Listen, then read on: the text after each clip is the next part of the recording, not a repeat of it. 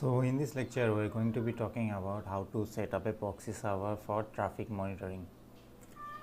In a few countries there are a lot of restrictions according to the internet uses. Restricted website, banned web services or any kind of internal censorship. Most of the time people appeal for anonymity service to bypass that bar. One common element is that web proxy. A web or HTTP proxy is a server that acts as a middleman between the two communication, like client server. In a certain way, this proxy will mask your IP address by giving you an alternative internet identity. A proxy is used for more than privacy. This tool helps to bypass filters, logging and eavesdropping, caching, filtering, blocking, manipulate and modify the network traffic and many more. So I will emphasize network traffic in this lecture. So have you ever thought about that what can happen if you use a free proxy service? Your privacy can be guaranteed. So there is a lot of paid tools that can be trusted, but a lot of people do not pay for this service.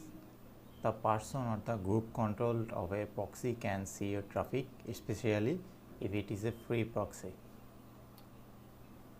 So actually how it works?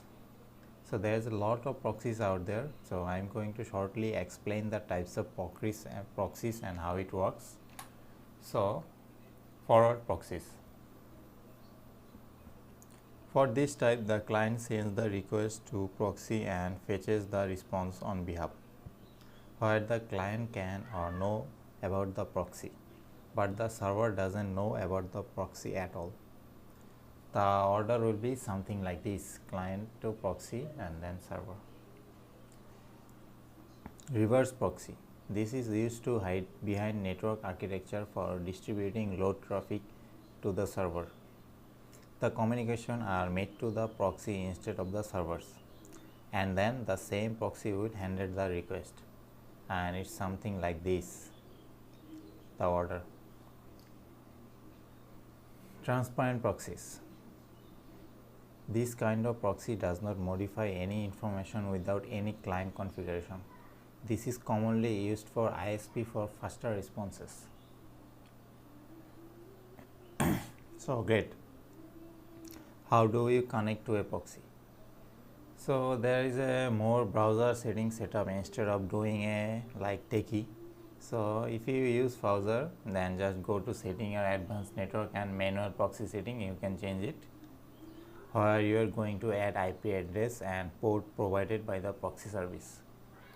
So at this point we all set to start using a proxy, but there is some missing part in here. We need to install and configure a proxy server. So I am going to give you a quick explanation because later on I will get more details about it.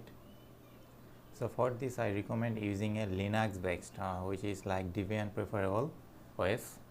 So we are going to use a proxy chain, and this tool I already previously shown in my previous lecture how you can use proxy chains on your Kali Linux machine or any Linux distributor which is pre-installed, which I previously shown. And this tool forces any TCP connection made by any application to follow through a proxy. To install, just type this apt-get install proxy chains and it will automatically install proxy chain. You don't need to do anything. And to configure, you need to configure this is the directory. So this is the configuration file. So in this directory you can configure this proxy chain, and we have to comment the strict_chain option. Basically this means that if one of the proxies for this list is down, the whole chain will be unusable. So after this you can uncomment this dynamic_chain option. Regardless if all the proxies are available, the chain will work. Dead proxies will be skipped. The proxy list will use the default Tor network in case you won't put something on the proxy list in order to anonymize you. So how to use it? As a non-root user, you can just use proxy chain Firefox. So type this and leave the terminal open when typing the proxy chain. But how can you set up your own proxy server? So we are going to generate a cloud called Divine Machine, and you will be installing a proxy server called Squid3 for handling personal traffic to demonstrate how you can be monitored and easily know your destination and package detail using the Wireshark or T-Shark network analyzer.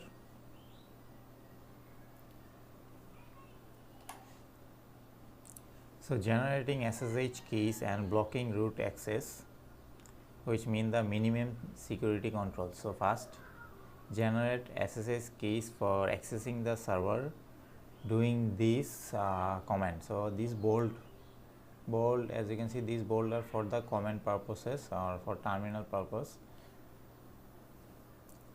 So once you done, once this is done, once this key command line is done, you will be have a file name this on the directory of this for the username locked. So what you have to do now is you have to copy the generated key into a DigitalOcean instance by doing a char id _rsa.pub. So after that, accessing via the SSH is like this SSH root _ IP, where the IP will be the IP address instead of provider with the DigitalOcean. So the last one will be sent to the email with the root password. Adding other users for security purposes by add user David. So set the password using this command, password command, and changing the authentication method on the SSHD configuration file will let user to access the only SSH part only. So after that, what you have to do now is copy and generate the root authentication key ownership to the same user, that David. As you can see, this David will disable the root access to the server. So after that, what you have to do now is install and configure the proxy servers. So installing the Squid3 proxy server, what you have to do now is just type on your Linux machine this is the command, install Squid3. It will automatically do everything, you don't even need to do anything. So after that, you have to back up the config file, and this is the configuration file and this is the directory. So what you have to do now next is change the write to the backup, which is the this is the command line. So there is a exception, so everybody can read the file but you can read it. So inside this file, this configuration file, you can change the TCP port if you want. So by default there will be like TCP port will be like 3128. So before starting the server, we need a firewall hole. So you can check ports with the Nmap, as we all know what Nmap is. So Nmap tool, it is also pre-installed on Kali Linux machine, so just use it. So Nmap tool by doing a Nmap space under your IP address of that machine.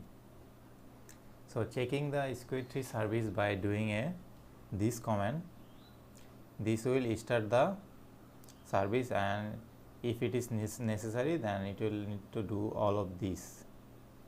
So setting the Squid3 proxy server on the location of this directory and this configuration file like this. After that, type the command of HTTP your IP address and then the port, and the default port by is 3128, or the as you can see the default port provided by the port service. So if you scan with Nmap, the 3128 port on the Squid3 service won't be on the server. So next we are going to talk about the configuration file and sniffing, and then serve to the local machine. So